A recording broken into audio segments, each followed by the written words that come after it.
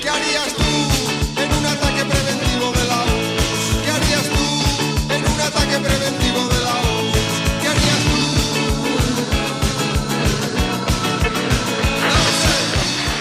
The world fell at our feet.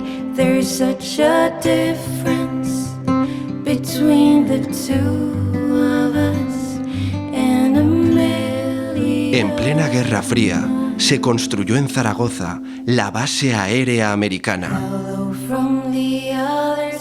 Situada a las afueras de Zaragoza, contaba con casi 3.000 ciudadanos americanos entre el personal civil y militar.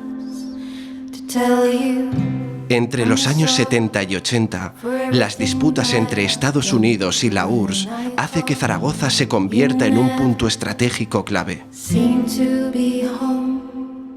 La base de Zaragoza, la base aérea de utilización conjunta que se denominaba, pero de utilización hegemónica por las USAF, las Fuerzas Aéreas de los Estados Unidos de Norteamérica, se constituyó como una de las líneas primeras de defensa en caso de un eventual conflicto con la Unión Soviética y sus aliados. De hecho, eso llevó a que la base de Zaragoza tuviera un papel, al menos teórico, muy importante tanto en la dotación de bombarderos con capacidad atómica como de cazas o aviones de combate para derribar los eventuales ataques de bombarderos soviéticos atómicos, en tiempos en el que parecía efectivamente que en caso de haber habido este conflicto, pues la ciudad de Zaragoza pues hubiera sido pues absolutamente extinguida.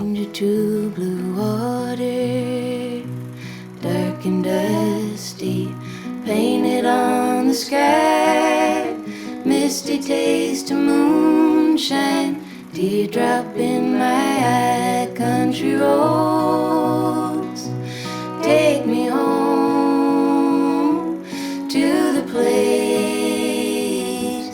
I belong, West Virginia, mountain mama. Take me home, country roads.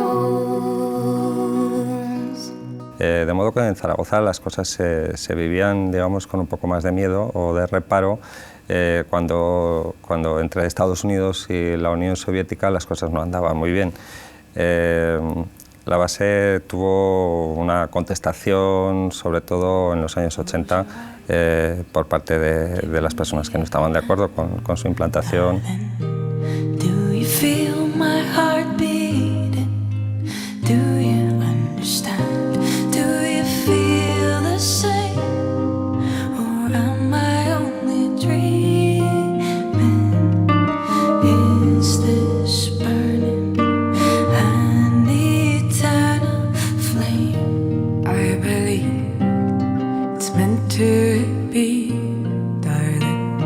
I watch you when you're sleeping. You belong with me.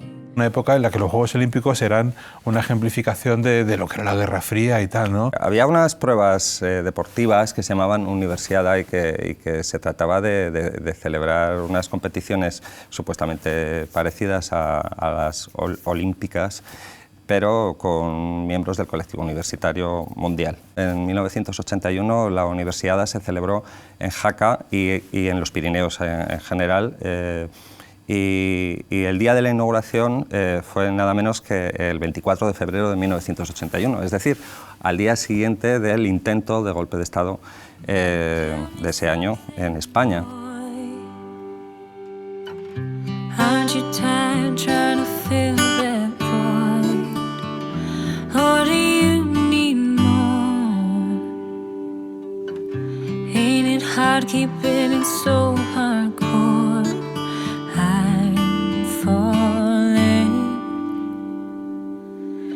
In all the good times I find myself longing for change.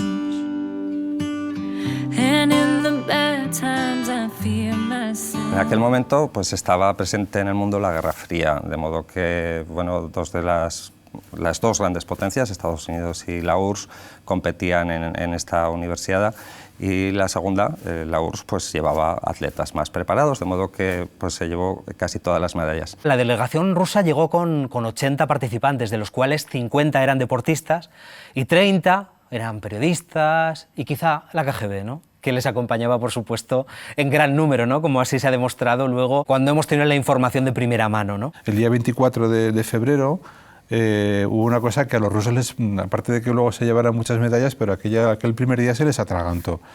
Y es que Sergei Sachin, que era un presunto periodista que estaba en la delegación de la Unión Soviética, pues cogió un taxi en Sabiñánigo y se fue para Francia.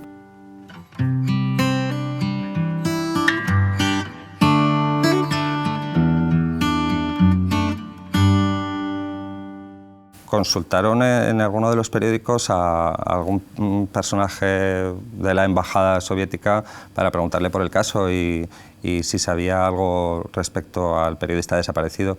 Y desde las instancias soviéticas se les contestó que no tenían ninguna noticia al respecto, ni de la desaparición ni de nada más. Quizá ha tenido un accidente, quizá lo han secuestrado, aunque sabían perfectamente que se había pasado a Francia, ¿no? Cruzó la frontera con una taxista de Canfrán, que casualidades de la vida, María Pilar Izuel es una de las primeras taxistas españolas, mujeres taxistas. Además, María Pilar tenía fama, por lo visto, de ser una mujer muy valiente y que conducía, no se asustaba por conducir aunque hubiera nieve, hielo, y cuando llegó a la frontera le dijeron: oye, que hoy no pasas. Pero ¿cómo no voy a pasar? ¿Y estáis con las bromas? Dice: no, que hoy se ha roto un puente y no podéis pasar. Y entonces ella, en francés, se comunicó con el ruso y: oye, ¿qué hacemos? ¿Te vienes otra vez para Canfrán? O que dice: no, yo me quedo aquí. Entonces el ruso se quedó allí en la frontera y ella se dio media vuelta, le pagó la carrera y ella se fue. Michelle, my belle, these are words that go together well, my Michelle. El asunto está en que ella tampoco era consciente de lo que había sucedido hasta 2 o 3 días después, que la llamó la policía. Y dijo: oye, Pilar, ¿tú has subido a un tío ruso a la frontera? Y dijo: pues sí. Entonces al rato tenía allí a la policía y a unos tíos de la KGB que estaban por allí también con lo de la universidad y claro, le hicieron un amable interrogatorio. Se supone que quería desertar del Estado comunista del que venía.